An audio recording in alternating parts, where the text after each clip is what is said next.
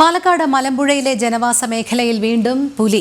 എലിവാൽ സ്വദേശി കൃഷ്ണന്റെ വീട്ടിലാണ് പുലി എത്തി നായയെ പിടികൂടിയത്. ഈ വർഷം 4ാം തവണയാണ് കൃഷ്ണന്റെ വീട്ടിൽ പുലി എത്തുന്നത്.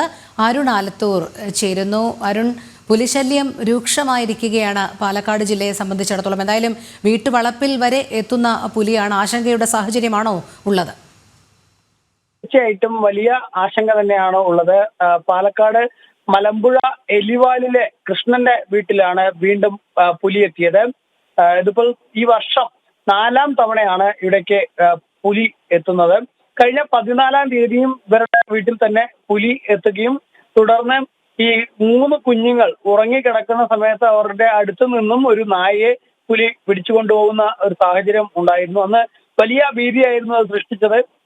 തുടർന്ന് വനം വകുപ്പ് മന്ത്രി അവിടെ കൂട് സ്ഥാപിക്കുന്നതിനുള്ള നടപടികൾ ഉണ്ടാവുമെന്ന് അവർക്ക് ഉറപ്പുൾപ്പെടെ നൽകിയതാണ്. പക്ഷെ ഇതുവരെ അവിടെ കൂട് സ്ഥാപിച്ചിട്ടില്ല എന്ന് മാത്രമല്ല, സൗരോർജ്ജ വേലിയും മറ്റുമൊക്കെ തകർന്ന് കിടക്കുന്ന ഒരു സ്ഥിതിയുമാണ് പ്രദേശത്തുള്ളത്. അതിനിടയ്ക്കാണ് ഇപ്പോൾ കഴിഞ്ഞ ദിവസം പുലർച്ചെ അവരുടെ വീട്ടിലേക്ക് വീണ്ടും പുലി എത്തി വീട്ടുകാരുടെ കൺമുന്നിൽ വെച്ച് തന്നെ നായയെ പിടികൂടിയിരിക്കുന്നത്.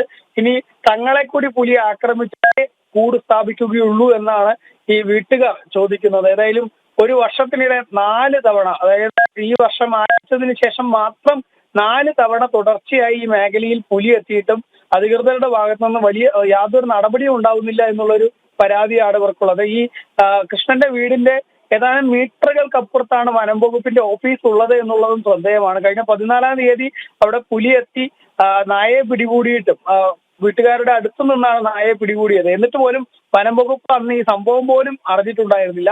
ഇപ്പോഴാണെങ്കിൽ വീണ്ടും പുലി എത്തിയിരിക്കുകയാണ്. ഏതാനും ദിവസങ്ങളുടെ ഇടവേളയിൽ വീണ്ടും പുലി എത്തി വളർത്തുനായയെ പിടികൂടിയിരിക്കുകയാണ്. ശരി, അരുൺ ആലത്തൂറാണ് വിവരങ്ങൾ നൽകിയത്.